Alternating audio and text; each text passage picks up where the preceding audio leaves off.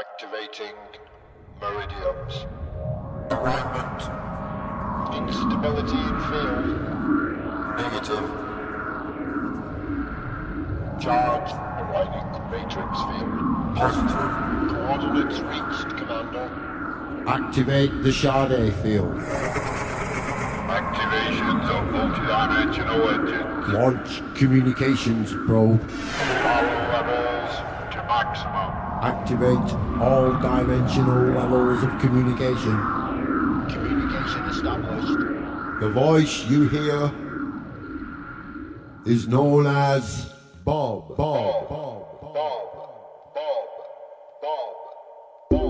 Ladies and gentlemen, we have reached our destination. This is the last slave planet in the galaxy. Under all agreement, under all rights, under galactic law, we now proclaim this planet free.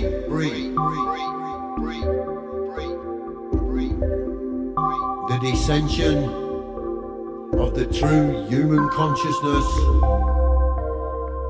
has begun. Energizing Shambhala diamonds. The men, women, and children of this planet are now set free. Grid fields activated. You have already reached Activate Shambhala diamond. critical mass. Integration onto microcosm. Expanding linear space. Prepare for landing.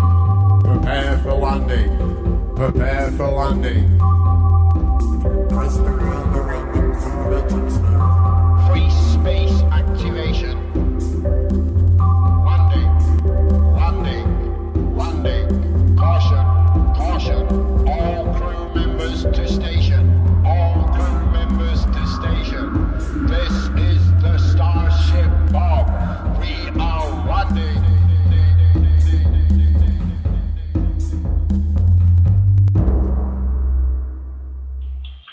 Right, well, welcome. I'm Bob, commonly known as. Yeah, that's the voice I'm supposed to be, you see, landing the Starship. This is it. The people of Earth are now all set free. You can do whatever you like, whenever you like, create no loss, harm, no deception, no breach of the peace, and this comes from the empowerment of the entire Galactic and Universal Council. It's known as a council because they consult before action. Now, all information and on all acts you will be consulted before rather than after the event. I know, it's a bit of a strange concept for most of you. No, really, that was written a while ago and put together by quite a few good friends of mine when we were trying to encourage such things as we're now experiencing on Darkcity Radio. So although, for you people who are still tuned in, you're just going to think, what? They just finished Dom's show and then they started this show and that's not that show, that's this show. Well, really, there is only one show, of course. And to coin the phrase, this is you are playing the starring role in that show, and that show is called Life, Your Life. Now, we have put a couple of calls out over the week about music. We got that jingle you heard, we'd like a jingle for Dom. I often play SGB. No, I don't. I play, got him in my head, haven't I, at the moment. Do like what he's done. I saw him a while ago and was really impressed with SGB. So, anyway, I'll get there. S-Man, I play S-Man what features Dom, and I play that at the beginning of all Dom shows, especially if I'm producing Dom's show. I like to put them in there. What we'd like is, looking for one for Resistance News for Bob, Earthwise. It's like a news programme Bob's going to be doing on a Saturday, bringing in things like what we've heard regarding the situations of these rogues and these tyrannical people. I don't even call them people, but these yeah, whatever, you know, running around the neighbourhood, just doing whatever they want, whenever they feel like it. That is not what we play on our jingle. We're not having any more of that, so we'll do something about it. Anyway, so what we're looking for is them jingles. 30 seconds, minute and a half. Up to, the one we just had on is 2 minutes 45. It's huge, it's massive. That's about as big as we could go, really. That one's chopping down, making a bit shorter. So we'd want station advert, audio adverts, you know, advertising Dom's show and all the shows that are on the schedule. Also intros for all the shows that are going to be on the schedule. Well, we were having this bit of a talk and this bit of a chat, and S-Man had already said, play me stuff, get on with it. Dom, Dark City, thank you very much. Dom is like an ambassador for Dark City. He's out there in the world, and he is, I'm going to call him the ambassador of Dark City. And I don't mean like one of them cheating, skiving, thieving thugs that go and organise things and tell us about it afterwards. See? Anyway, Dom's been out there talking, as he does, meeting up with people, and SGB has said the same. Here's my gear, use it, right on, Dark City, Dom, thank you very much indeed, from Dark City, and from SGB, even he gets it's a good thing. I'm still blown away from that. A younger lad, his music, saying a lad, he's a man now, no doubt about it. Well, he was quite a young lad when I heard it, and the one I heard was, it just started with, when words fail, music speaks. Visualise the brighter days. Brilliant, absolutely brilliant. He explained a lot, I learnt a lot from that.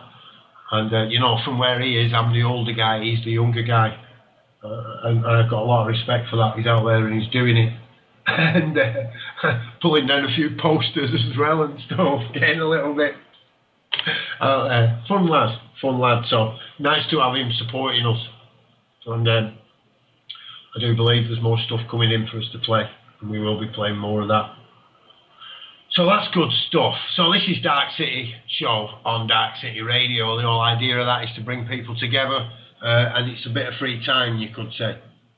But tonight we've got something special, something really special. Dave Island's just come on there. So if you do want to get in touch, it's Bob's Backyard. Okay, ask you for questions. And in the hot seat tonight is Odin Wildhunt. Great guy, right, lot to say, passionate man, knows his stuff. I just got back actually, thank you. Depth of the law. You see, look, he's at it again, can't shut the guy up. But now this is going to be different, because I'm going to shut up, and he's going to be put under scrutiny by Prajna and Callie. So we're going to have an interview. We're going to interview him. Now, if you've got any questions to put to Odin Wildhunt, here's your opportunity. Are you kidding me? I've just come back from outside. That's why I've just took the opportunity to put you in the hot seat. It really is. Okay, that's fine. So you had no idea. You had no idea. I thought you were only joking in the break, Paul. We're here live on air. The Prajna and Callie and Odin. Odin Wildhunt. The interview. Okay. No. I'll do it again. Go on then. Okay. Well, shall I start, because I've known you the longest, Odin? Oh yeah. Okay, why don't you tell everyone where I know you from? How did we meet? Okay. Well, basically, I met Callie in the Stockport groups. These were meetings of people who, this was already 3 years ago, as I recall, who have chosen to come together and learn about law and legislation and solutions, and actually act upon their knowledge and share ideas in basically completely open pub meetings. And it was just fantastic to do that. Hopefully, I think certainly in Wigan they are still taking place, and hopefully other areas around the country. And Basically, I got picked up on the latter stages of me living in Greater Manchester area up near Oldham on the base of absolutely nothing. And I got put into a police cell and had already known a fair amount of what I should, how I should act and what I should say. But as it transpires, I said too much, because I actually said, I opened my mouth and spoke.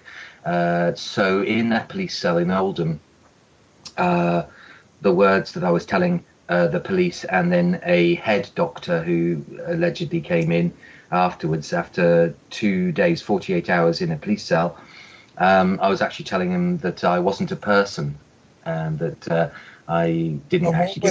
What were they holding you on? It was in charge of it was assault, apparently, assault. But it's just a made-up, trumped-up charge. Right. And basically, I approached some young 16-year-old girls outside a college in Oldham and asked them if they wanted to interview me about common law. As it turns out, their reaction to that, and the security guard on the gate of that college started me on a journey that I didn't expect, in truth. And so basically, I told them that I wasn't a person, and told them all that I knew at 3 o'clock in the early hours of the morning to the head doctor about the birth certificate being a bond. And as it turns out, as a caution of advice to people listening, that is, of course, a mistake, because every word that you say will be taken as testimony and used against you by the police. And at this point in time, as no doubt Praj and Callie full well know, they have two ways to go. One with the Mental Health Act and one with the Terrorism Act. This is apparently perfectly normal procedure for police people in the UK. This happened about it was about 3 years ago, I guess now, yeah. And so indeed, after that, instead of being let free, I was threatened with a taser, handcuffed, put into a van, and taken to Stockport Stepping Hills Mental Institution. And I was about 3 days there, and two other colleagues that I knew, called Semi and Martin, turned up to defend me, although I'd already explained to a blonde nurse there that she ought to really go to the internet and look for Robert Arthur Menard and Irene Mouse Gravenhorst to back up my claims to the fact of a constitution. Can I do that? I came with Marty and Sam as well, remember? You did, sweetheart. I'm getting to that. Okay, yeah. So after 3 or 4 days without any induced drugs in a very horrible place in Stockport, I was put into a taxi paid for by the taxpayers, no doubt, if you believe in taxpayers and taxpayers' money. Then up to another institute back in Oldham, where miraculously a bed had become available. Another very dark and horrible place. And it was there where I spent a further 4 days that Callie came, and Martin and another gentleman as well, to support me, because through a Skype group I'd let them know where I was. There was also a massive amount of telephone calls being made certainly to the Stockport Institute as well, which was a great support for me. And just to see Callie there and Martin to support me was just a massive relief. It was just wonderful and beautiful. So I knew Callie, of course, earlier on, and I know she's very active, and I know what she's all about and her full understanding. And she has been this way for quite some considerable amount of time. And because of the testimony of the woman, a doctor in the Stockport Institute, saying that there'd been, in inverted commas, a mistake on me being there, then that carried through, and I had to work very diligently and carefully within the secure environment of the mental health hospital in Oldham to actually sort of get out, really. But as it turns out, that did happen. And well, actually, showing the psychologist or psychiatrist in the Stockport hospital, or directing it to go and take a look at those videos. That was what actually swung it for you, wasn't it? I don't know, because she never got back to me. All I was aware of, I never had any further conversation with her, but she seemed to have an element of excuse me, integrity about her. So she may or may not have completely not known about this, and so researched it and then made the phone call in. But I didn't see her after that, so I can't be sure about that, actually. But I would like to think so. Actually, Andy, that's how me and Prajna ended up meeting as well, was through that episode of, because they were trying to section you, someone in one of the Skype rooms, and I can't remember who, but they said, have a chat with Prajna Pranab, whose name I'd seen floating about but never really interacted with. So I dropped Prajna a line or Skyped him or something. Yeah. And that was our very first communication, wasn't it, babe? And you know, interestingly, I'd just sprung a friend of mine, Oliver, out of a psychiatric unit because he'd gone through the same thing. He'd failed to turn up for a court case that he'd checked the day before with the court, and they had no record of this case actually being on. So he agreed with them that he didn't have to turn up for this court case. Well, then a policewoman came around the next day and arrested him and took him off down to the neck, and he kicked off a neck, and they got psychiatric assessment on him. And he thought, well, anywhere's going to be better than this place, you know, because they'd thrown him in a cell full of piss as well. You know. You know what I would say is that it's just beautiful the way things work, Praj, as in positive and negative effects. You know, it is beautiful. And also to point out that I actually remained very calm. I just knew in my heart, at no point in time did I actually consent to anything, did I sign anything either. Sure. This all happened because of pure force and violence used against me. I didn't choose to go to these places, neither did your friend, no doubt. But I didn't give them any excuses. I've had another experience actually down in the southwest in St Austell, and I actually learned from that experience, my prior experience, and actually just stayed quiet, also remained calm just as I did in before. So I gave them no excuses to see me violent, or I didn't give them any energy at all, because they're going to do what they're going to do, if you know what I mean. Anyway, I did ask to see a Serco nurse who came in the second time as well, but then they take you into what I call interrogation. It's an interview room for people who haven't actually experienced this. Maybe they're listening. You know, obviously this whole experience is extremely intimidating, and one would be very frightened, which is purely what they expect you to be, and they expect you to speak. It's very strange when in their faces they see you as being uncooperative when they've actually used violence against you to get in, but you're not obliged to actually speak in an interview room. And so when she said things like, do you understand? This is a very serious situation. Do you understand? I basically said no. So I didn't stay silent. I just said no to her. Do you understand? And she didn't actually go on to try and explain anything further. Just she continued with her questions. And I was looking straight into her face and into her eyes. This was a second experience. And remained calm at all times and didn't put anything on tape except for the fact where she tried to fabricate evidence, which is what they do. So they find anything they possibly can in evidence, actual evidence, to try and trump up some other charge. And so when she showed me something, I said this was obtained without a warrant through breaking and entering. Then stopped, didn't say anything further, and then on tape in the room she said, we don't need a warrant. And then I sort of was smiling. After that she said, wipe that smile off your face, because she basically convicted herself in testimony on tape, which you know, and they were on very shaky ground. So I hadn't signed anything. Electronic signature on, you know, a television screen that was put in front of me in the the upper raised desk of the sergeant, who was all bullish and young and massive muscles and all that. Didn't bother telling me his name.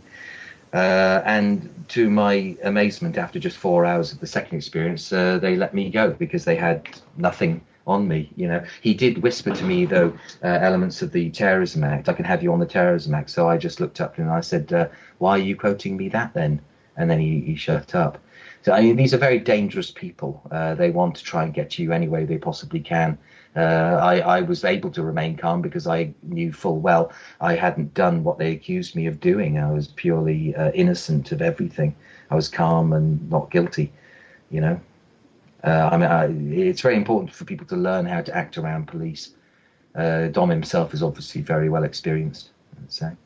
And Praj, he's dropped off, I think. I was just going to ask Praj, because this, for the listeners, this happened to Prajna as well, and he's a very peace-loving guy. He and so is Callie, all recorded well on tape. Very, very nice work there in their stance they took. And it's clearly blatantly obvious that what they do is use violence against you, force. They think they can when it's not even being put out by the opposing side. So sign nothing, say nothing, accept nothing. That's right. Oh, and a nice little point which I'd picked up on the internet through my study as well, just for the listeners, is that the final part, when they're opening up the door and saying, "Oh, it's okay, we'll let you go," don't jump on your ego and say anything. Just say nothing because you're still in their environment. Go to their desk, and then when they ask you to accept papers with a number on it of some kind of allegation of a crime reference number, then you raise your head and say, well, that's your property, not mine. And you don't accept that either, and see what reaction you get, because it's well worth it, because they get really pissed off at that. Yeah. I just wanted to say that staying calm is a very important thing to try and do in any situation that's causing you stress or fear or any emotions like that, or any confrontational situations. If you try and stay calm and stay in peace within yourself, you normally know the right thing to do to get yourself out of it, and things normally roll in a lot better way for you. Very good. True indeed. It's a strength, isn't it, Sarah? It's a strength. You have to know yourself, remain calm. Yeah, definitely. Stay out of fear. Mm-hmm. I think we have been joined back by Prajna. Are you back, Prajna? No, he says he is, but we can't hear you, so he'll be back soon. Well, Odin, I was looking forward to the interview there as well. That must be that focus. Well, it's so light matter. I'm lucky to be free and out and not damaged by drugs. I can assure you that. You go ahead, anyone there. If they would like to ask me a question, I'll try my best to answer it. I was just going to add that I've had a similar experience, or more than one experience. The last one I handed myself in to the police, and because they wanted to question me, I went to the police station, and they wouldn't tell me what it was regarding. I went to the police station and they told me they still didn't tell me what it was about. They took me, locked me in a cell, and left me there for 7 hours, approximately, without any water, without any food. I mean, 7 hours isn't a long time to go for water or food, but nothing at all. Just completely ignored me. Actually, I'm telling a lie. Within 20 minutes, 25 minutes, a nurse came in. And she asked me if I was taking any medication or anything. I said no. She said, do you have any ailments? I told her what ailments I have, what my so-called medical conditions are, as understood by a doctor. That's how I explained it to her. And they just ignored me and left me in that room.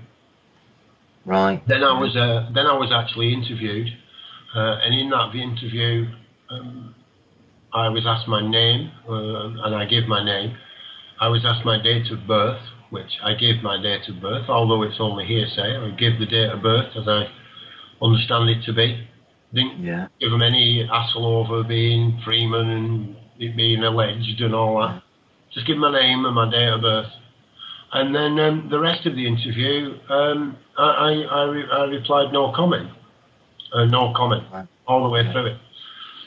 In the middle of that interview, the lady police officer who was doing the majority of the questioning jumped up and angrily screamed at me and said, "Has your solicitor told you to come in here and say no comment?" The solicitor actually responded to that. And I continued to say no comment. It was only afterwards when I have spoken to people. You see, I knew I was in no state to make a statement, to be interrogated at that point. I've been left in a cell for a period of time, and it's not that I haven't been there before. I've done a bit of time when I was younger. I went to Newhall Detention Centre. I know what prisons are like. Rebellious in nature, you know. I've served that. But to be locked into a room and treated with that manner, it doesn't matter. Like Sarah said, it's difficult to stay calm. Thankfully, I did stay calm. I did. So yeah, 14 days later, they rang me up and there'd be no, they're not pursuing with any case or investigation against me. Nothing. I've got some friends who, obviously this is happening very, very widespread and without warrants, breaking into people's homes, etc., and kidnapping. And the possible way to go is to make a public-private prosecution. That's a criminal prosecution against the actual, and that works. Apparently, I've not done it myself. But against that was going to be my question. I've had the police now enter this property where I am. I mean, the time I was arrested for, I wasn't even in the country. They entered this property under Section 17, people at risk, because there was smoke coming out of my chimney. Oh my God! Where they allegedly found cannabis growing. Where they allegedly removed a number of plants. Like I say, I wasn't even in the country at the time. They then smashed up everything. The paperwork says they had 17 plants. The other paperwork says they have 7 plants. So nobody's quite sure how many plants they actually were. They smashed up virtually the top floor. It's a 3-story building. They smashed up radio am equipment, which has got. They said it was to do with the production of cannabis, which is radio am equipment. I don't know if anybody, you know, this is for communicating over a radio. All that was smashed up. All sorts of equipment and doors ripped off hinges. No reason to do this. You know, doors aren't locked or anything like that. Considerable amount of damage done. Because they entered the property looking for smoke coming out of a chimney. I have an open fire. When you light a chimney after a period of time, you will get, well, it's steam. That's what it is. It's not. It's damp. Do you know what it is, Bob? People have to realise, hopefully by listening back to this podcast or listening live right now, that all it takes is a phone call to the police, and that's the biggest mistake they can do. That would be people who want to cause trouble, not solve problems, will call the police. Now, I happen to be doing that for the last, solidly actually, for 6 whole years in Oldham, due to the fact that, and that was a part of my learning curve, after I realised that the heroin dealing right outside my front door was actually positively being fortified and allowed, not only by the local MP, but by the Greater Manchester Police themselves. That doesn't surprise me in the slightest. The number of crimes that have been put down as drug crimes related to cannabis in Manchester and the surrounding areas are phenomenal. And this is part of the funding, the police funding. Under the Misuse of Drugs Act, under the Nut Report, was it the Nut? Yes, it was the Nut Report, wasn't it? Commission, where they deemed the dangerousness of certain things against horse riding. If it was more dangerous than horse riding, it needed legislation and so forth, you know, against it being done, activity or events or whatever you like to do. if it was less dangerous than horse riding, then it didn't need to have any legislation. And of course, the use of cannabis came well below horse riding in loss of man hours, in loss and so forth. It's insane, isn't it, Bob? It's unbelievable. They then took the cannabis from a Class C drug, as it was, and took it back up to Class B. But at the same time, they lowered the offence. It became a fixed penalty, which also was for prescribing of misprescribing of drugs, prescription drugs. So now, if a doctor misprescribes you drugs, it's an £80 fixed penalty. That's if he finds himself guilty, of course. It's this is all due to the false war on drugs. If people look Exactly. up, and it's just the insanity of it. Where it's actually a cure for cancer and so forth. Yeah. So I was wondering. My question would be: I've already had an incident where police have come into my house when been wrong, and I've been roughed up by them, where I was the victim of armed robbery. So and the police came there, and I've done the official route. I've put in a complaint against the police and their actions against me. I've got this on video. That video I gave to the police originally to show them their authority, and with the mind, suppose quite naive, that they would actually do something regarding this, that they would look at the video and go, look, this guy's, you can't, he's a victim, I can get a bit irate. When I first looked at the video, you see, I was very self-critical and thought I could have dealt with it better. It wasn't until other people saw it and said, no, hang on a minute, you're the victim. They're being paid to come and help you, not to come and shove you about, beat you up and threaten you in your own home. That's not supposed to be happening. That's not securing the area. That's not under making sure that you're not being held in your... they haven't got your cat or your children upstairs in your house with a knife at its throat. That isn't doing that. Yeah. It certainly isn't. And like I say, I've put in a complaint about that. I give that information to the police, give them the video, all of it, unedited, in the hopes that their superiors would look at it and go, we messed up a bit. That's not the way. We haven't followed procedure. We haven't, we haven't shown any compassion, and they did nothing.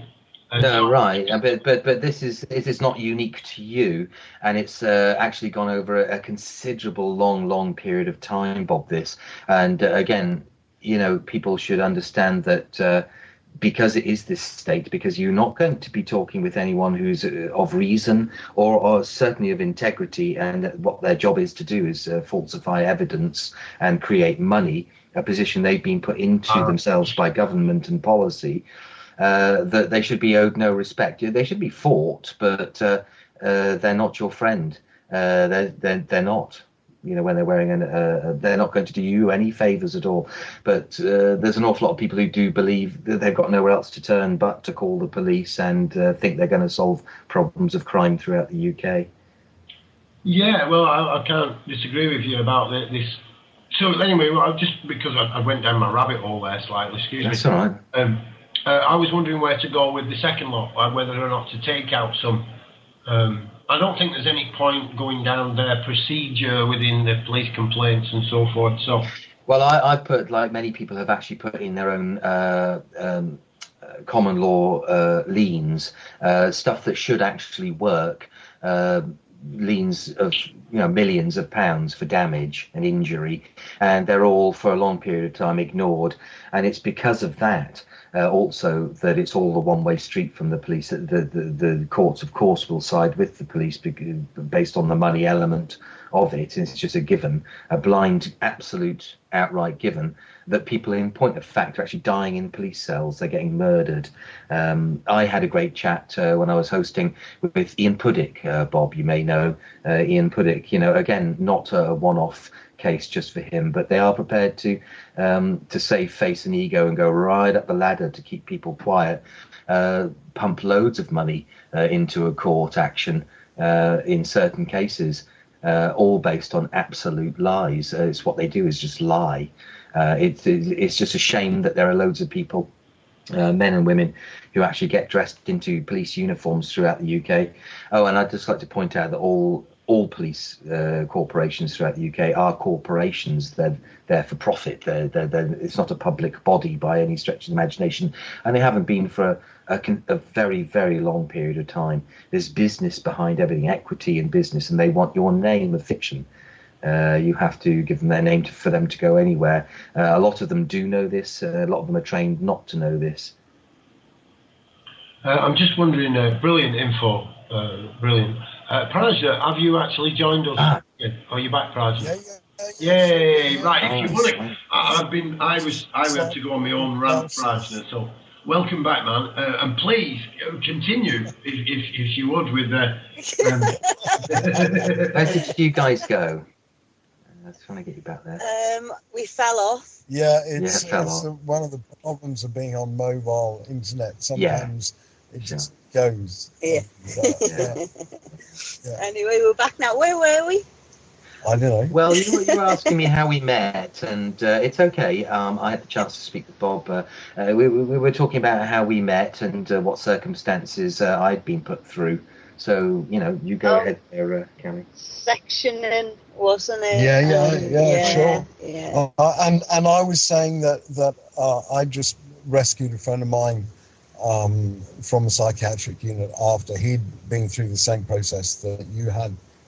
And and as soon as I found out they moved him to a psychiatric unit, I said, "Oh, great, get me down there." So off we went down there, and I had a chat with head chief nurse as we wandered in there, and I said, in fact, I can't remember precisely what it was that I said to her, but anyway, I got in there and said hi to Oliver and sat down with Oliver, and I said, well, oh, that's right, I asked if he was there, if he was sectioned or he was there voluntarily, and she said, well, he's here voluntarily, and I said, so technically then if he wanted to, he could just walk out, and she said, well, yes, technically he could, but also I have a duty to inform the police if he goes. Yeah. So I went through and I had a chat with Oliver, and I stated the situation to Oliver, and he said, oh, well, if I can just walk out of here, I'd like to do that, but I'm a bit concerned about the fact that the police will be waiting, And in fact, there were police down the end of the ward. Anyway, this nurse came back in, and I said, well, do you know, Oliver's presenting absolutely normally for Oliver. I'm a friend of Oliver's, and I know him well, and he's presenting absolutely normal for Oliver. I know some of his ideas might seem strange to you, but actually, a lot of his ideas are things that I've researched and I agree with myself. And and she said, who are you? Expecting me to spelt off a whole lot of qualifications and so on. I said, I'm just a good friend of Oliver's, And so then she didn't know who she was dealing with, but because of the language that I'd used and so on, it put her on the back foot. And so then she trotted off to try and find a consultant to give Oliver an assessment before they let him go, And of course, consultants being consultants, he was probably on the golf course and said, "Don't bother me," Anyway, she came back and Oliver said, "Look, if there's a piece of paper I need to sign to cover your back, that's fine. I have no problem with that." And so she just drew up a thing saying that he was releasing himself, against their better judgment or whatever. And he said, but I'm still a bit concerned about these police. And she said, well, on a busy hospital ward like this, sometimes it can take quite some time to get round to do all the things that you have to do. Yeah, that's she just looked at me absolutely deadpan, and she said, don't worry about the police that are down in the room down there. They're for something entirely different. They don't know anything about this. And cool. So well, I don't know if we've lost Bob there for a second, just to let you know, and let this is no technical problem. We might have lost Bob, but anyway, No, you haven't lost me. Okay. Carry on, please. Okay. Prajna, what they do is their approach psychologically is that in writing in the Mental Health Act is that allegedly you will be a threat to yourself and to society at large. So suddenly, even though they've used force and violence to get you in there, there's all buts, that's right, with the consent. The outside end, the paperwork, even years after, will show and reflect voluntary and consent, when nothing could be further from the truth. And then they make up the lies, because obviously suddenly they can just make it up. Any kind of psychological assessment is just total make-believe. There are no such experts. But they say, well, they must believe that the police must have had a reason as to bring you there, even though they sign you in, not your signature either. And then it's all make-believe from there on in, which is, of course, that's all common purpose. It's a very, very dangerous world indeed. Yeah, and you know, when you get into the psychiatric system, there is so much wrong with it.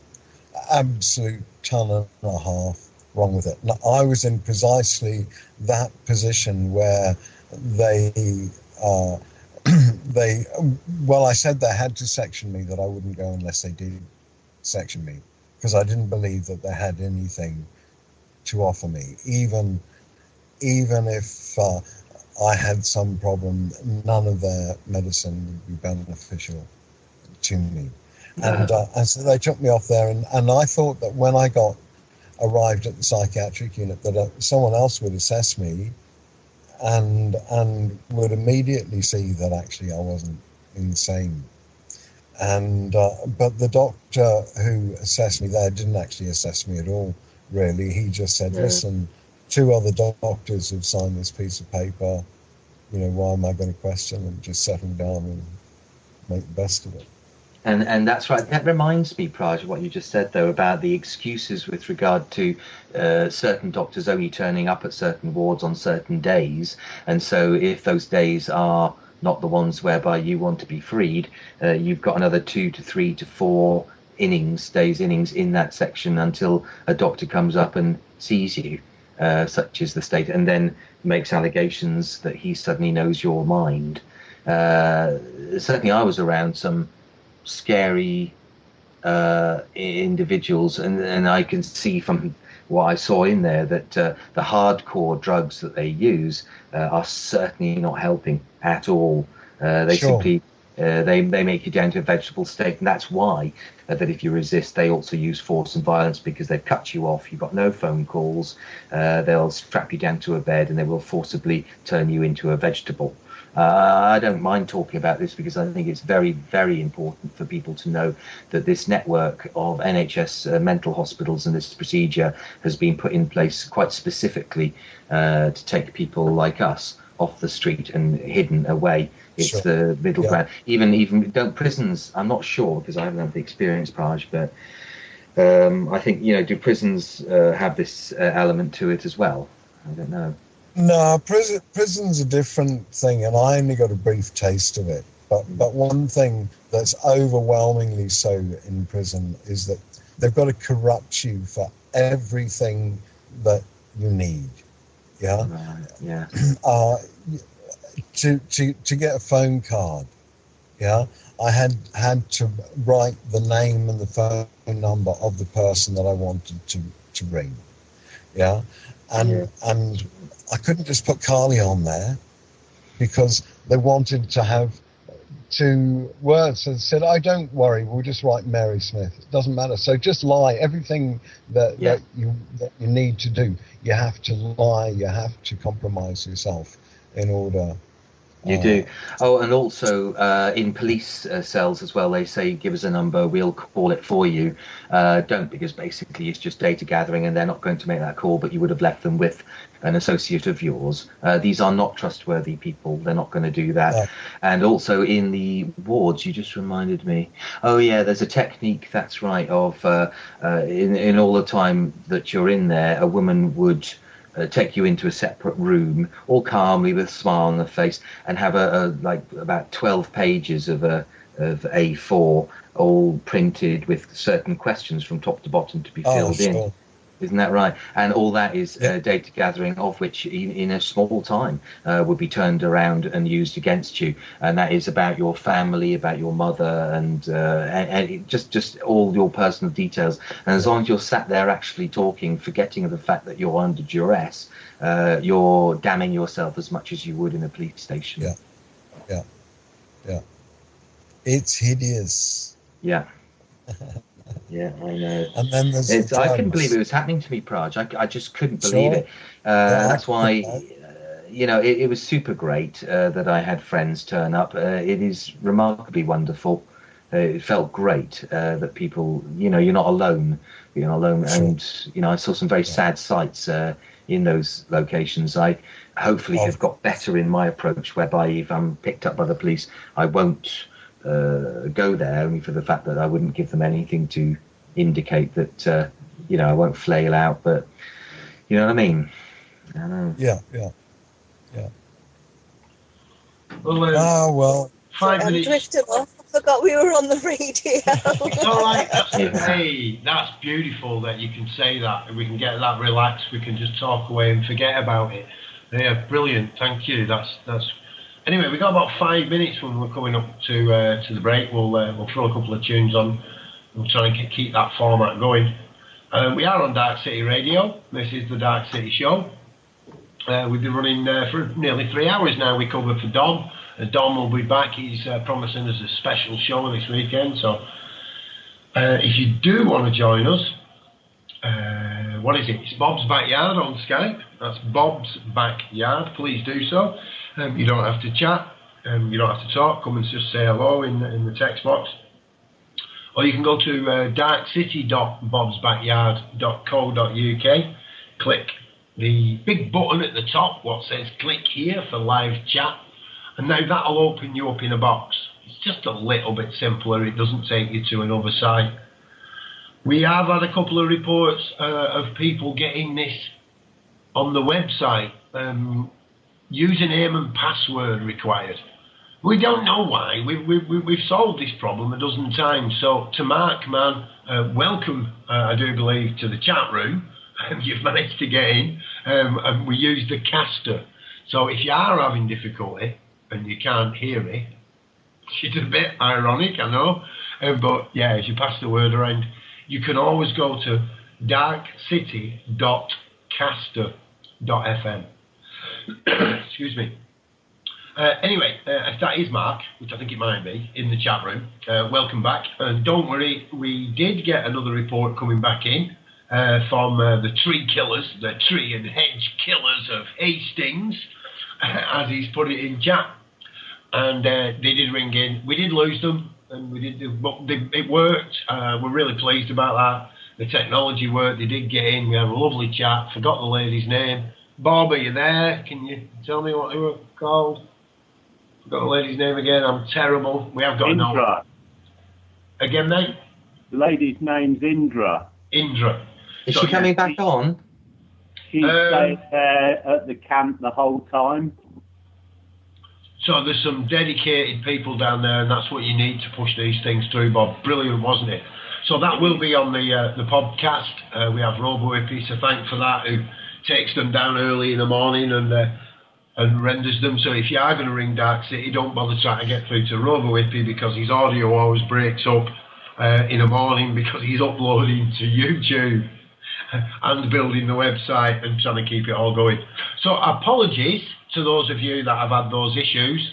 I hope I know for Mark that the darkcity.caster.fm little emergency thing did work. Right then, chat room. I just wanted to say hello to a few people who are in the chat. Just say hello to Wave at them. Den's just appeared. MMN and Anthony. Prajna is still kicking there. Jamie, the ones who are active, and all them that have been in there for a while who aren't so active, who help us out continually. I'd like to say a special hello to Batman, who's actually a bot. Batman. Yeah, Batman is, Batman. actually Batman. Yeah, is Vostok's bot. Vostok set this up for us a while ago, and it gives you admin when you come in the room and so forth like that. So without Batman, we've got another Batman as well, haven't we? Without Batman, we couldn't be doing it. But also to Anon, Esteban, and Larry, who has helped us out no end there. So nice to just mention the people in chat: Trolley, Wild. And all them that I haven't mentioned, Jordan. I just got in only just Jamie. now.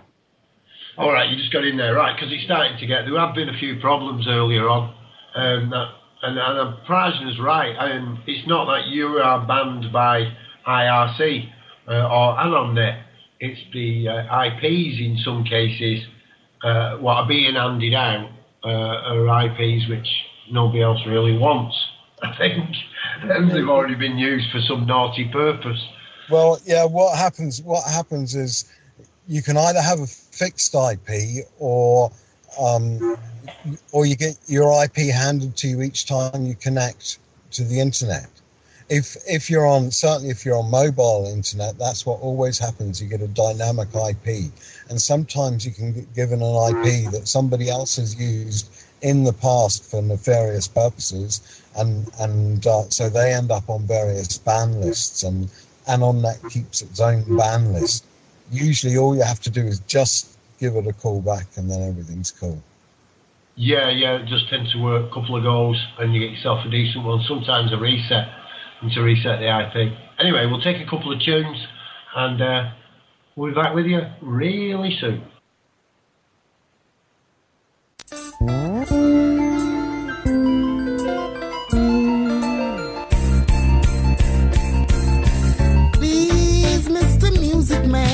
We are important teachers.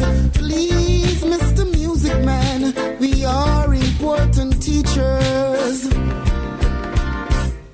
Jaja gives us faith to salute the world with thanks. Oh, how I have learned not to be scared, but to give thanks. Oh, how I have seen beyond closed eyes. Oh, how I have felt, oh, Jah, the music. Please, Mr. Music Man, we are important teachers of Jalan. Let's not fuss, let's not fight.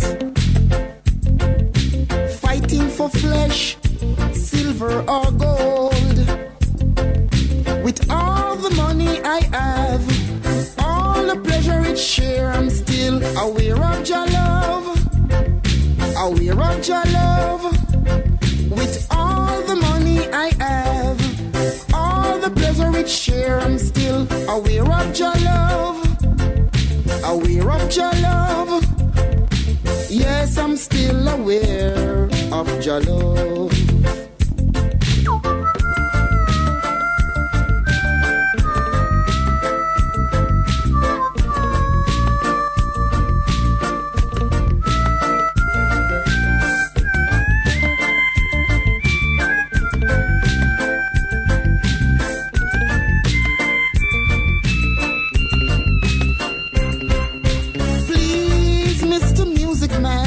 We are important teachers.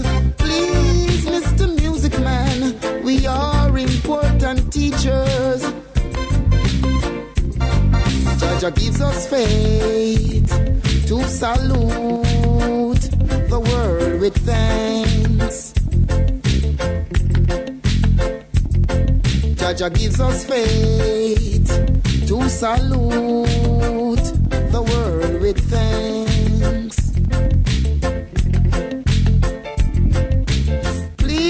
Mr. Music Man, we are important teachers. Please, Mr. Music Man, we are important teachers. Please, Mr. Music Man, we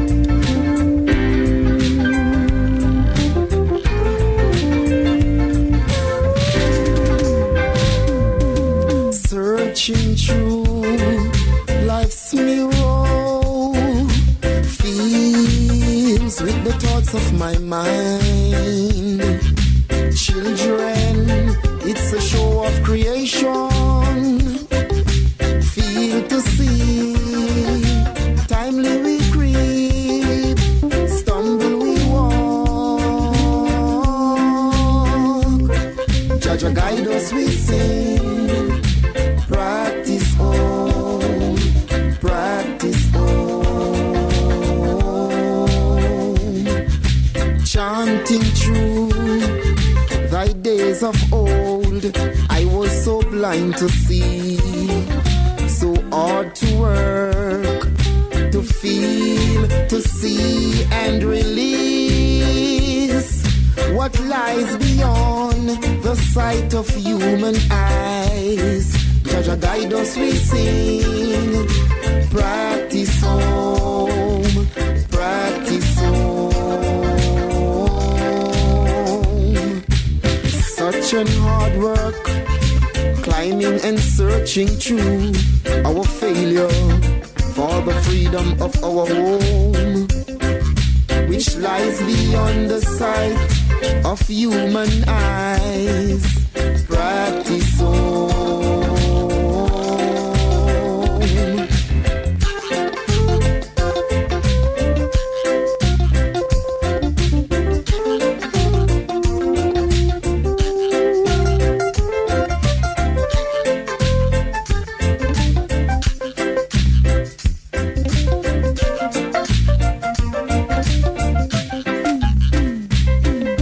Searching through life's mirror, feels with the thoughts of my mind. Children, it's a show of creation. Feel to see, timely we creep, stumble we walk. Jaja guide us, we sing. Practice on, practice on. It's such an hard work, climbing and searching through our failure for the freedom of our home, which lies beyond the sight of human eyes. Practice on.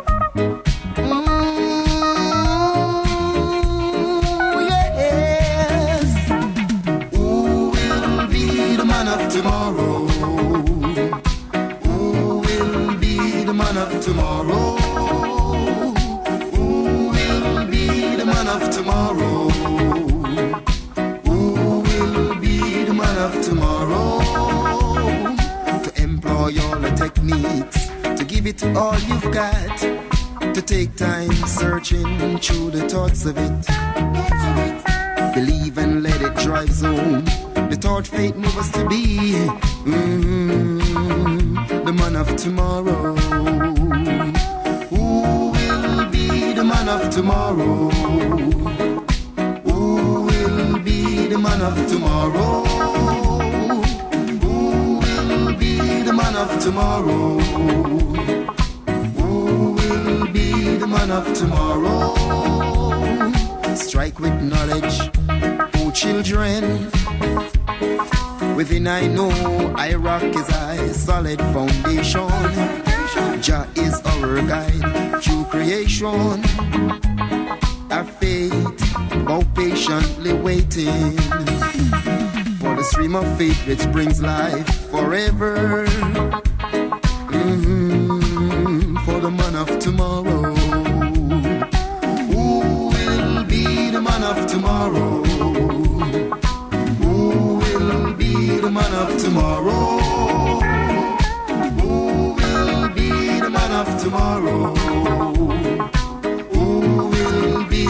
man of tomorrow.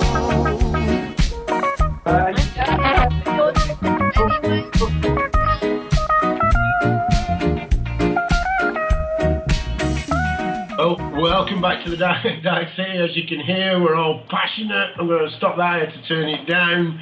Albert Clark there. Thanks for the guys who've done the music for us tonight. Zach and Watts Army came before that. Albert Clark, S-Man and SGB, who we're happy to have on that clouting support we're getting for Dark City. Right, we've got an argument. We're having an argument. This is the argument section. I want to know why I've got to look after my house, right? And I've got to do everything, and it's dead hard work, and I've got to run around all the time doing everything, right? All the time, twice, maybe 3 times. And Prajna and Callie get to live in a caravan and love it up, and it's great. What's going on?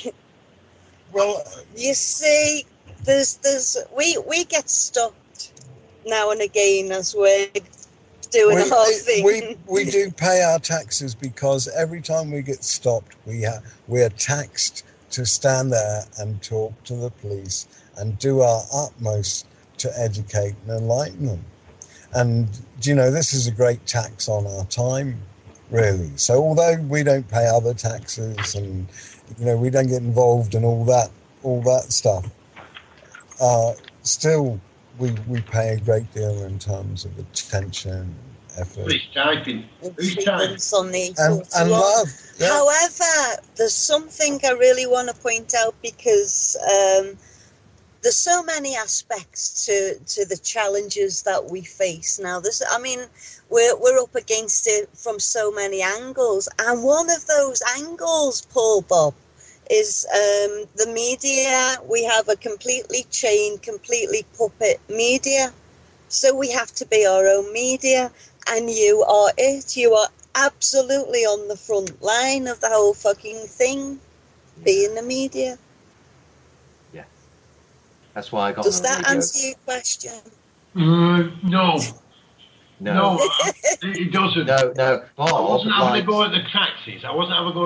Right? Because we all got to pay taxes somewhere, haven't we? You got Asda now, and you pay a tax, and they go, there's no tax on. There's tax on the fuel and the labour and everything that gets you're being conned. So and I don't use my car much. I have got a car, and I have to pay road tax. My car, I paid 330. You don't have to. You don't. No. Look. Don't just get stopped a lot. I don't have to. And I'm just, I'm playing the advocate of that silly man who has. I only paid 6 months tax because it's only got about 6 months in it. Because my car 4 years ago cost me £330 off eBay, and I haven't spent a bean on it. So I think, a bit of tax, bit of insurance. I'm not trying to say I don't mind paying. If that's what we've got to use, I'll pay with my time, I'll pay with my labour, whatever system we're going to use. I'm not kind of tearing away at everything. But Bob, if I could just throw in there. We'll let you. Okay. Because that approach is probably that of taken by everybody. They probably, if they're in a position to be able to pay, will pay. But when it's electronically founded or based on complete fiction and nothing really, they send up their bills, one for electric, for water, for council tax and stuff. It just goes up and up and up. So at some point in time, people do have to change their attitudes if they're deep within their programming, thinking that they like their warm house, they feel that they've earned it because they worked hard, maybe they've just finished up or got laid off from a 40-hour or 60-hour a week job, but can't pay their bills. If they're working right now, if they're upper to middle class, maybe they're not even listening to Darkcity Radio, I don't know, but they should be. I wouldn't go kind of putting that over it, man. We get listeners from all over the world, even when there's only a few, and we're actually putting all over the place. Well, the thing is, if you're not going to make a stance 5 years ago, this year, do people, until they get really raked up against the fence, then they're just going to get angry and frustrated 2 years from now, because they're not going to be able to pay their bills, or they're going to just happily accept any solution sent in by the New World Order with regard to certain types of cards they can access their electronic currency from. But really, if they think that the last 200 years to now present is not great with regard to, say, bank charges at £25 an hour, just by an example, or the prices of food, then I don't know what they're actually imagining it might be in the future with the same people. I'm being my teenager at the moment. Right, it's my teenage phase, right, and it's not right. I've got a 3-bedroom house, I've got a 23-foot speedboat and 2 cars, and I want summer. I don't want all that. I can be nice and warm, me, in that little boat. I can have a nice little van, or, you know, and I can live that life. There's nothing wrong with that life. It's a good life to live, you know. It's like I'm asking the question of, why am I still here? See, I'm not going, oh, well, people do it because of that. I am proposing that question to myself. Why am I not getting ready? My mate, right, producer and host now on Darkcity Radio, Bob Earthwise, actually mentioned something. He's got a really worthy trade. I'll give you a little bit of insider knowledge for those who don't know it, but for those who know it, you'll be like, what are you talking about? We all know that about Bob. But Bob set up festivals, free festivals running on alternative energies. Yeah. And I actually mentioned, Bob was talking to Sarah Dugan, who's in the room with us. And Sarah has got a removal truck. She's converted into such said vehicle, you see, because she likes doing that. And I listened to him chat. And I asked Bob what he did, and he told me. And I went, oh, so, joking. Okay, joking. I went, oh, so I'll be all right for work in the summer. And Bob went, oh, yeah, definitely, we'll get you on, blah, blah, blah, blah, blah, blah, blah. And when he said it, afterwards, it came back to me. Why are you not? I'll get a van. I've done it before, I've converted an ambulance, had a great time, you know, blah, blah, blah, I'll do it. And then my body went, and what about the house, what about the boat, and what about the other stuff you've got? And that's when I saw it. You know, that's when I saw it. It's not that I'm not abundant. I am abundant. But all this stuff I've got around me, I got it all, and like Prajna was pointing out, it doesn't really matter where we end up. It's the intention that we put into it when we began. So all this stuff I've got around me, although I'm very thankful for it, don't get me wrong, I've had to go through a damn sight lot of hardship that most people would just to have a roof over my head. Okay, it's bigger than what I need, I grant you, far bigger than what I need. And I really don't require a lot of the other stuff that I've now got in my life. But these, I do seem to feel some kind of a responsibility for. And at the end of the day, what does it matter? I'm just one guy. I could actually just get in my little van, put my camping stuff in it, and I could just roll down to Hastings, and help them people stop them murderers killing them trees and that hedgerows. For what? For money? You know, when you put a price, any price on something living, you've lost it. That's a tree. Next thing, you'll be putting a shackle on an ankle. Also, you've got a venue there. You've got not just accommodation. You know, we've got just accommodation that we take around, but that means that we can be anywhere, really.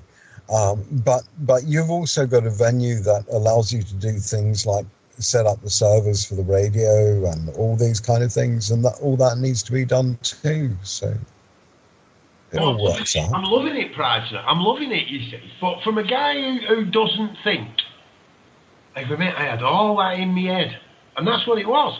And we've all got things to do around us. You with me? All of us. There's something you can do in your environment. I know that. I mean, I know some people will go, and I know I've had a few people say, look, you're doing too much. Just take it out. Take it out, Paul.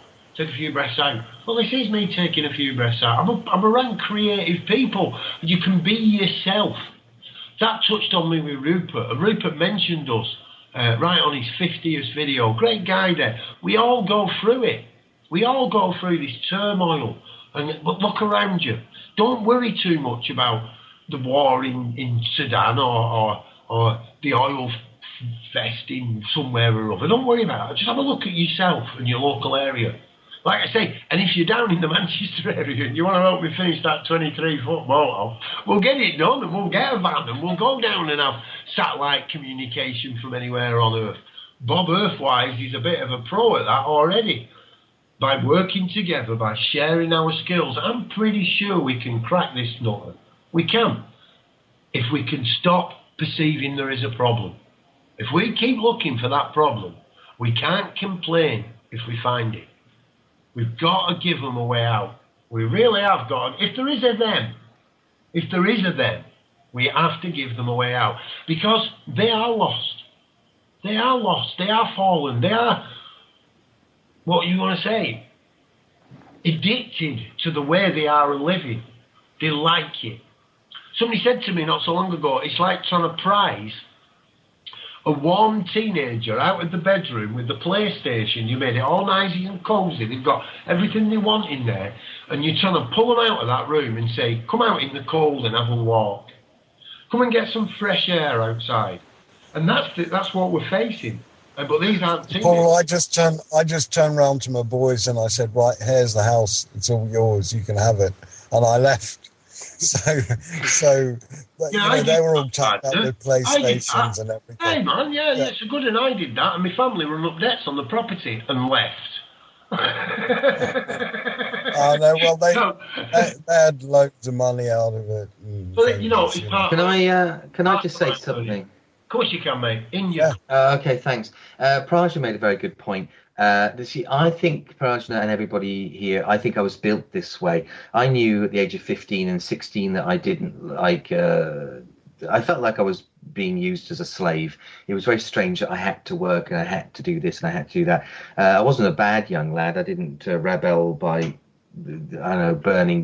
spend my time just damaging crap.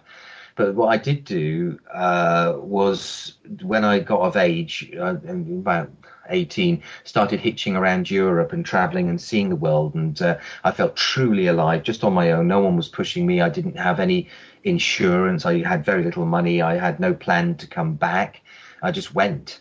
And that extended then to a much bigger section of my life, luckily when I was younger, to teach English as a foreign language over many, many different countries, which I just loved. I could never understand why anybody wouldn't want to actually travel the world and see it.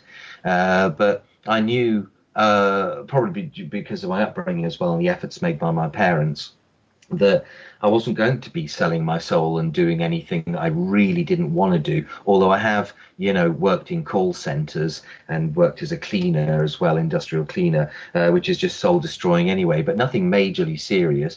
I was never planning on becoming a barrister, lawyer, solicitor, politician or anything, or aspire to be as such. So, I never made those mistakes with money, but I also never got to the point whereby I was selling drugs for a living or prostituting my body.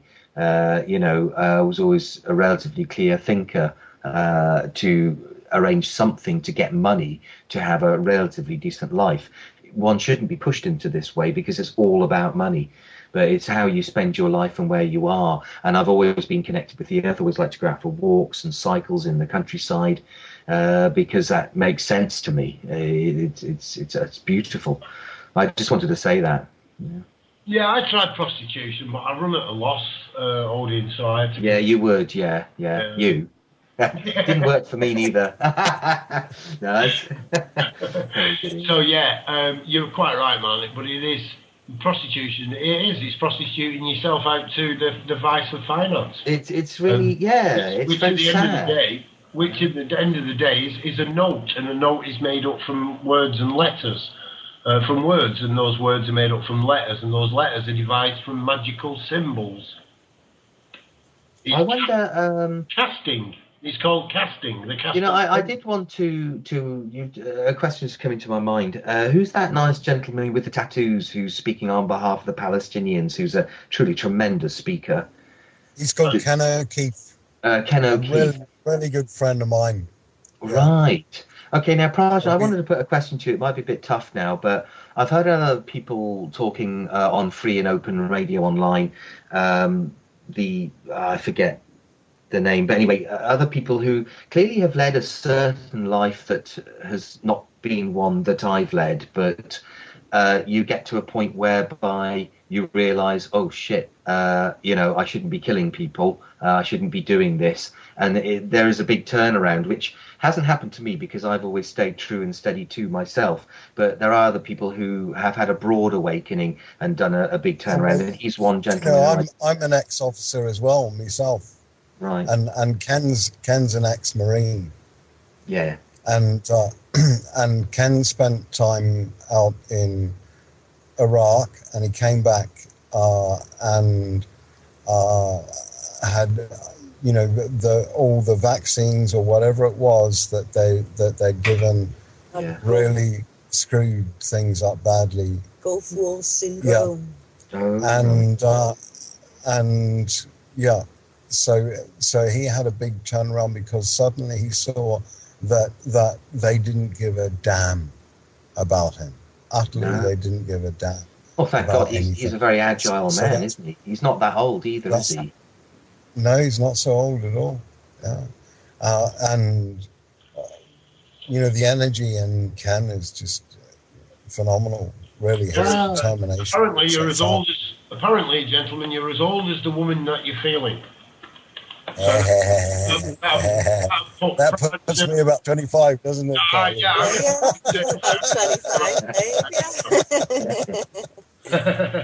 So I was going to plot for about 25. I thought that'd score me some decent brownie points.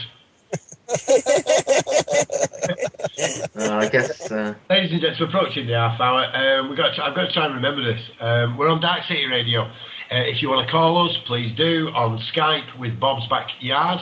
Quite simple, one word, Bob's Backyard. If you want to join us on the radio station, you want to look at the website, look at the schedules and so forth, that will be found at www.darkcity.bobsbackyard.co.uk. Facebook and Dark City Radio TV now. Yes, there will be Dark City Radio and TV. And that will be the television stream. Of course, we are actually currently building, and I am learning how to write things in Linux. I must tell you, they say you can't teach an old dog new tricks. Well, all I can tell you is I mustn't be that old then, because I've definitely learned a few new tricks.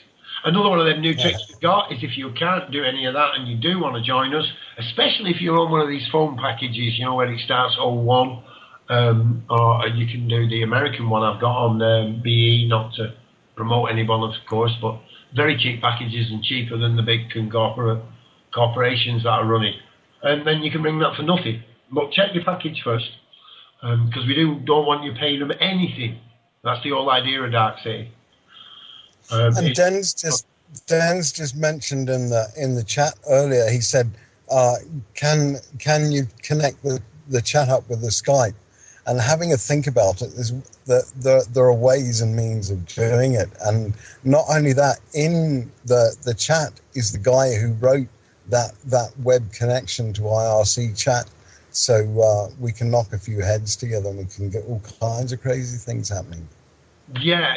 I mean, it would be good to be able to get his own voice over there and stuff. It is coming.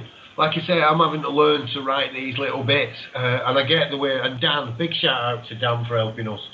But what I did want to say was the number you can ring if you're outside the UK, 0044 161 298 0298. And if you're inside the UK, of course, 0161 298 0298. So the 298 0298 is the bit you need. The other ones are the codes internationally and locally. Right, we're up at that time. Now, I don't know if I play a bit of something. We don't have to play anything. We can run through there, can't we, I think? I'm good. I've got a cup of tea half made. This was the argument. As Patrick would say, we've got to have a bit of an argument for the warmongers amongst you. So, yeah, that was our argument. We're not very good at arguing. I tried to take the point of it's not right. You're having a good time. I've got everything, and I've got to do loads of work. We're all putting our time in. One way or another. I think that's what value should be judged on, if anything at all. I reckon wealth, worth and measure have had their measure. We've had the worth out of them now. These are no longer systems that we require. But where we have them, then these values of money and currency and whatever it is should be looked at as the time and energy we put into it. But we should never defend that. This is the problem or the issue as I see it, is that we will then defend that position. We will move from one state, which we know is a bit of a mess, to another position or another state of consciousness or being, of social position. And before we know it, we are defending that position, forgetting that it is like a journey, it is like backpacking around Europe. It really is. We've had a lot of help from Dan, from people all over the world. As I mentioned this, all over the world, I get Susan popping up saying good morning all the way from Australia. It is wonderful that we are having that. We had Santos, Bonacci. I'll get that, you know. Got one of them names. It's like that Prajna. I could never get that when we first met. So, where was I going with all this? We're worldwide. We can work together, man. Well, I am all over the place, I admit it. And that was us attempting to have an argument. Where did we get? Well, it all boils down to... We need to have Rupert to have a proper argument. Yeah. I had a real crack with him about guns. Rupert. But yeah, it all boils down to... It wasn't on the radio. It all boils down to taking that personal control and personal decisions and the personal authority, if you need it, for yourself. And that's the rabbit hole I keep getting wrapped round, from one place to another place. But the synchronicity or the coincidence, whichever side of that you are, I'm always there. I am always there. I am always present. So it's up to me. It's up to me whether or not in 5 years' time I'm chuddling along in a little boat, and I've given up this house and I'm travelling around the world and I've become part of this band of merry men putting out this information. Or it's my position to sit here and do just what I'm doing now. I know this is my position now because that's what I'm doing. And I'm really proud and happy to be with such creative people, such a broad mind of thinkers coming from different ideologies and positions, social states, religious beliefs, and we're working together. We don't know what for, but that's our wealth, that's our worth, and that's our value. The time we have to spend together, as fleeting as it may be, in this thing we call life. Let's make it a star performance. Let's do whatever we can do to bring forth that change that you want to see, that you want to be, not focusing on others and asking them to be the change. No longer, I think, we should require others to change for us, but become that change. I've said it many times. You know, I've gone round the blocks with quite a few. When it all comes down to it, 90% of it is blaming somebody else, and the other 10% doesn't want to take responsibility. Which is the head? Which is the tail? How will we ever really get to the matter of it? That's what I ask myself before I propose the questions to others. I think that's quite important in our time. Ask yourself the question and see if you get the answer before you ask someone else. And as we do question things, it's vitally important that we are prepared to listen to those answers. Most of us don't get time. We've been driven into a position through demand, and we're kept there through fear, through tyranny, if we allow it. Simple for me. I will make the changes which will benefit me and my life for me. And hopefully, as I feel better about myself, and I feel even elated about the position that I am, when I can feel stupendous love and joy for who I am in the moment, maybe then we can all be happy and we can all be sharing that love, as they call it. I don't know if that's the correct word, of course, but maybe. Bob, we've got all these women's. We've got all these women's now. We've got Sarah, we've got Carly, we've got Susan has just arrived too. Mm-hmm. Well, that was the hunter. No. The hunter. Yeah, the hunter, you see. Is that nice lady coming back? And now he finds himself surrounded by them. Wildhunt the hunter. So yeah, that's how I see it. It doesn't matter where we go, it comes back to me and the choices and the decisions I make. And if I have been coerced, and if I have been led into them by demand, then that's the position where I'm coming from. All contracts are off. All of them. We're all off. Because we were coerced. All of us. Because no one chooses openly to hurt someone else willingly. Especially when that someone is you. That's why I go with, my words are about me. I'm speaking of I. I'm not speaking of you, nor have I have the power to speak for you. I know that about myself. So why would I expect anyone else to have the power to speak for me? And definitely not the authority. So talking about authority, I think you're quite right. We should turn it over towards the ladies. Or should I say the women, because that's what they are on Dark City. We do have Callie in the background. We do have Sarah. Dawn, our emergency backup, great weight and strength to us, Dawn. Left us a while ago, working ladies, you know, and we are all on different time scales. So big thanks to Dawn from earlier. And we've just been joined by Susan. So yes, indeed. There we go. We have a taker, gentlemen. Hello, Susan. Welcome to Dark City. G'day, Paul, and g'day to all you in Dark City Talkland. How are you all? Good morning. It's torrential rain here, absolutely flash flooding everywhere. So, yeah. Hello. Hello to you all.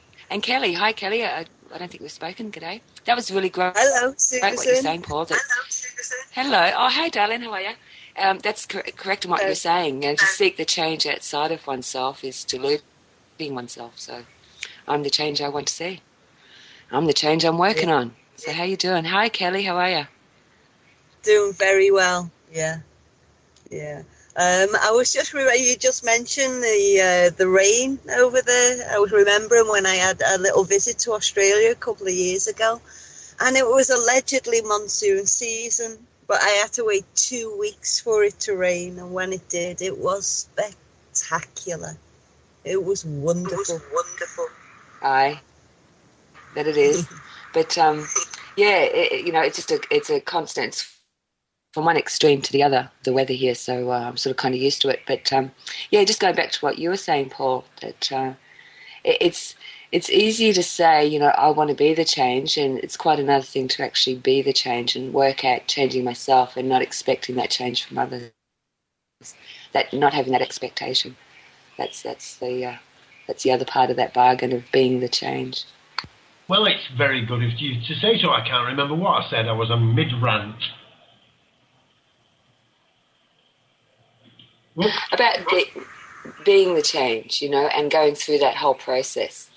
It's quite a process that you go to because it's mind and body and heart that has to go through that change. And, being strong in the strength of knowing that you have achieved the change in yourself. And just a moment. I feel like it's kind of ongoing. I can't keep up with it all. And that's really cool. Every day seems to be presenting with something, and sometimes they're... what's sticking with me a lot is this repeatedly doing the same thing and expecting a different outcome. That's really sticking with me at the moment, because I do it. And when I noticed it, I started pointing it out, to people. My friends do certain things. You do it over and over, it's the same thing. And when I went, yeah, but what is it you want to do? We've done this before and we're doing it again.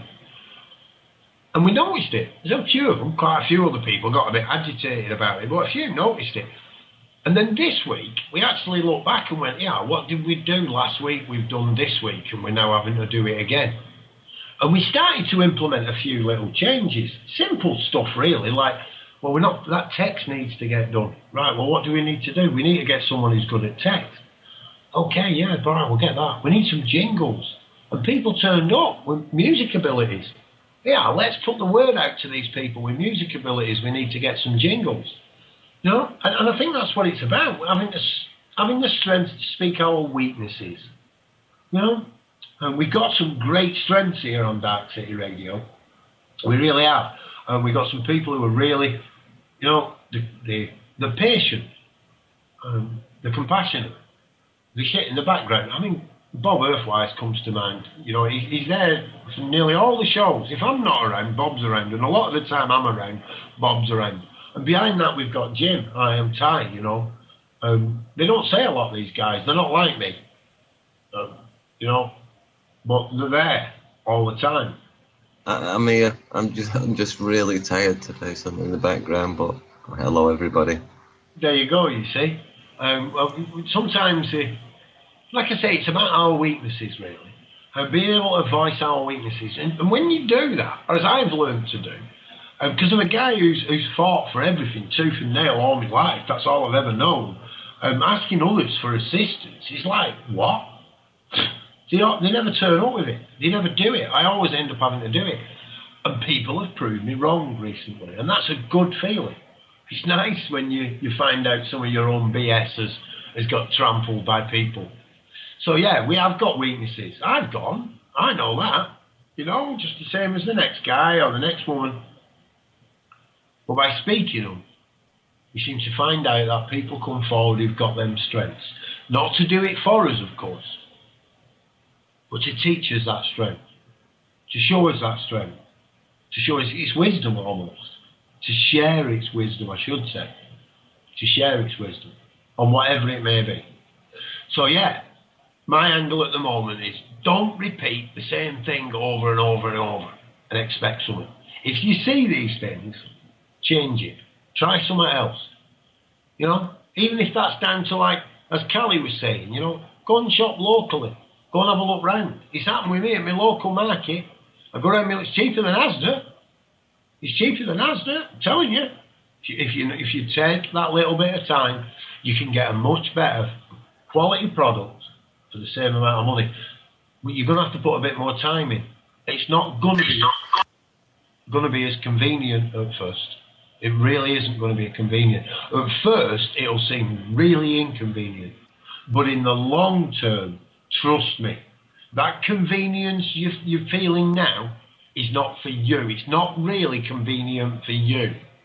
The 5-minute microwave meal, you think it's convenient. Having a big plasma TV, you can walk home, sit down in your chair, do your microwave meal, sit back, watch your used telly.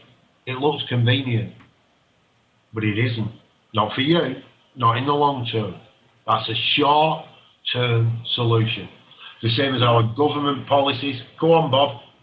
Could I just cut in here, please, Paul? I'd just like to say, you know, don't be frightened of change. This is what a lot of people have a problem with. Change is with us all the time. It happens all the time. And when you get with it, instead of fighting it, it becomes exciting, and it's a much, much better way to look at your life. Oh, you touched on that job of resistance, resisting the change. Ooh. Yeah, I hear you, Bob. Yeah, like wind, Bob. It was explained to me, change is like the wind. It's there all the time.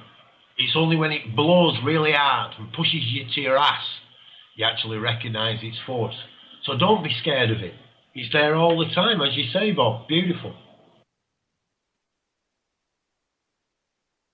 Oh, we've all gone quiet. Oh, yes, we have. As you were speaking a little while ago, a friend of mine, they picked up a little baby ferret on the side of the road. And as we were discussing before, and then he came in and the little ferret had its fingernail caught in a thread. So I'm back, yes. Little baby ferret on the side of the road. It's so cute. But, yeah, being resistant to the change, that can bring in a whole load of psychological and health issues, being resistant to the change that's ahead of you. And I found that. And also having the time to sit down with that change, because the mind may accept the change, but sometimes the body's a little bit slower in accepting it. So, yeah, the mind and body sometimes don't run on the same timetable. But yeah, change is good. It really is good. You've just got And to embracing it. You've just got to remember that change is inevitable. You can't avoid change, so you might as well accept that you're going to go through it and go through it the best you can. I totally agree with that. Yes. Yes. And having good people around you. Yeah.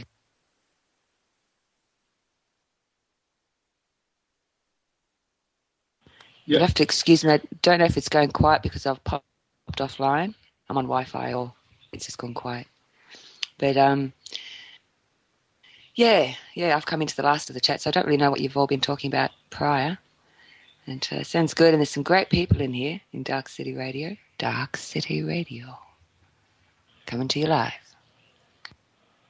Yeah, we're actually getting a little bit of feedback coming through you. I didn't quite grasp what Sarah was saying. I think it was about accepting the change. You're going to have to go through it anyway. Was that right there, Sarah? Well, basically, I'm saying it's unavoidable, isn't it? Look how many drastic changes you go through in your life. So to think that if you just think of it that way, you're more accepting to change and you're more open in your arms to change. If you just think about it like that, rather than making a big thing out of it, because it's not a big thing. It's progress. It's evolution. It's your own personal journey. I can go for that, definitely. Yeah. Embracing the change is the words I use. But be aware some things aren't ready to be embraced in the change. So yeah, embrace the change as long as that change is flowing. And if it doesn't feel right to you, don't be afraid, as Bob said, don't be afraid to do something else. Really don't. If you're in a position in your life where, it is difficult, look around you. I mean, I don't have to look any further than the friends and colleagues and brothers and sisters I've made here on Dark City. And, I won't even say they're like a family, because they're not. It's not. But they've assisted me in going through changes in my life. Rapid, drastic changes sometimes. And other times, elated changes.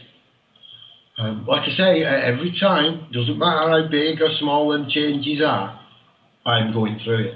It is about me and how I deal with it.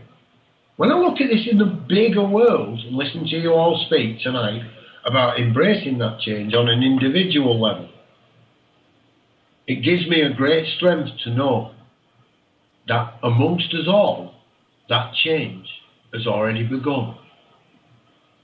Whatever it was we thought was the problem, the solution to that has already been integrated.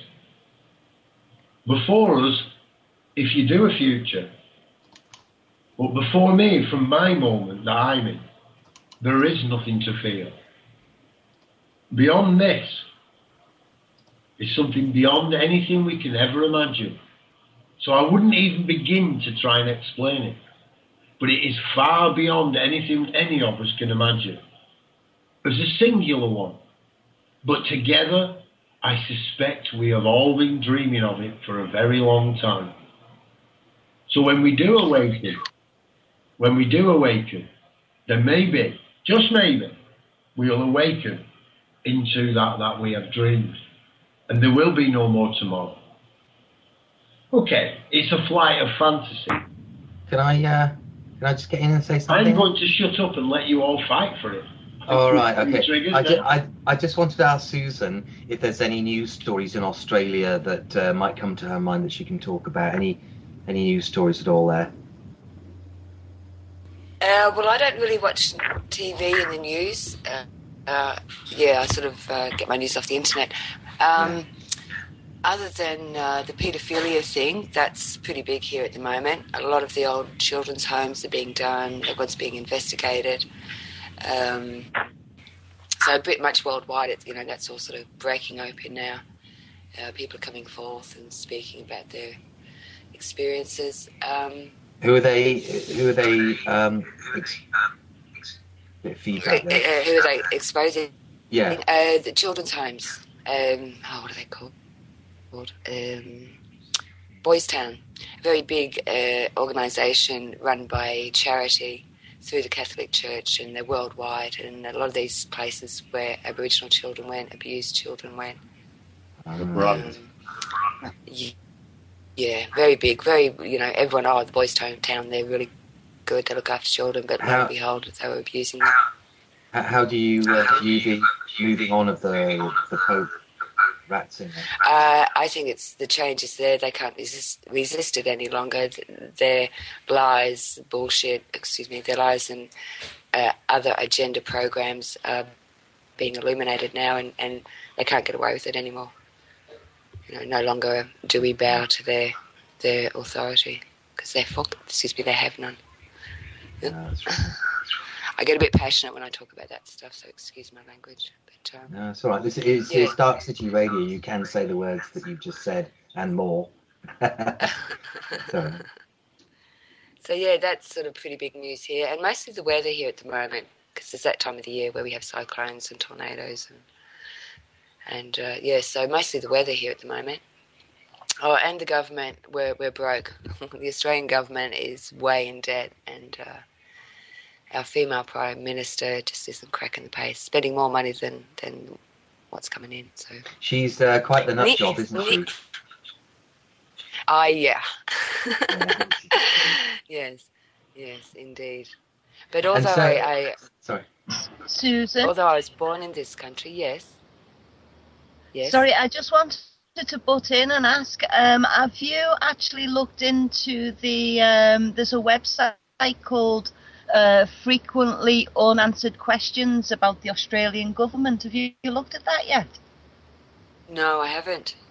It's really interesting. It's well worth a look. There's a video, a documentary. What's it called, babe? What the fuck it's called? What the FUQ? Frequently unanswered questions. And basically it's revealing that the Australian government isn't the mandated, if you like, Australian government. It's exposing the whole fraud of the government over there. It's massive. Well, that's right. Yeah. The whole government thing. I think it was 1958 where the Australian Reserve Bank was turned into a corporate identity. So whatever goes on there, it's just, it's not real. It's an illusion. Exactly. God damn it. Yeah. Are you aware of all the good work of Vincent Eastwood out there in New Zealand at all, Susan? Yeah, no, I'm not. Do you continue? Please explain. What is this man famous? VincentEastwood.com, I think, one word. He's a 26-year-old young man who's very, very good. He talks about the lighter side of genocide, and he's well up on law, legislation, contracting, and he's been holding some tremendous interviews online, which can be found at his website and or exclusively at American Freedom Radio, I guess I could say that here. And, he's trying to expose all sorts of just everything, the whole wake-up call right across the board, really. I like him. I've talked to him personally. He's in New Zealand. Do look him up, his website. You'll see all the podcasts there as well. Why, thank you, Odin. And would you be so kind as to put his name in text? Thank you. Sure, I will. I just muted my mic there. Sorry, next. Anyone else? I think Bob was trying to get in actually earlier, if you can, but just a reminder, if you're not actually speaking, to mute your microphones, because we are getting a bit of feedback and it cuts that right down. Bob, were you trying to get in, mate? Yeah, I mean, it was just going back to what you were saying, and in reality, the change started when you were born into this world, because it's never the same place once you're here, rather than it being something that you're trying to effect from now. You've already started it. Absolutely, I'll go with that, yeah. Yeah, the thought has been put into the reality. Yeah. Yeah, that was it. I like it, Bob. Bob, I like it. I'm really looking forward. Right, and I know I'm not going to do it because things have changed, but I was really looking forward to seeing. So I'm going to do it because I might never get the opportunity again. Ladies and gentlemen, over to Bob Earthwise for the news. There you go. I said it. Thank you, Bob. You're welcome, Bob. No, we'll get to it on Saturday. It's still going to happen. Yeah, all we need now is a Bob to do the weather. So if you're out there and you don't mind being called Bob and you'd like to do the weather following Bob the News, the Resistance News, and the idea of that is, was kind of born here. It was kind of born in the shows with the Hastings crew coming in. So big shout out to them. We've got about 5 minutes. If you want to go around and just say hello, got anything you want to say. Thanks everyone for tuning in, coming in, covering Don's spot, keeping them warm. It is Darkcity Radio. It is your radio station. Please, although we are a bit moored out, contact us. Let us know what you can do if you want to join in. We don't know what we're doing. We're all flying by the seats of the pants. It's changing daily. It seems to be going in the right direction, if there is such a thing as a right direction. Who knows? So yeah, the Darkcity crew, please say hello, say goodbye, say whatever you want to say. We have got about 4 minutes. Well, I just want to say thank you very much. It's been a pleasure to be here. Thank you to Prajna and Callie and Sarah and Susan and Bob yourself there. Really, it's been enjoyable. Thank you very much.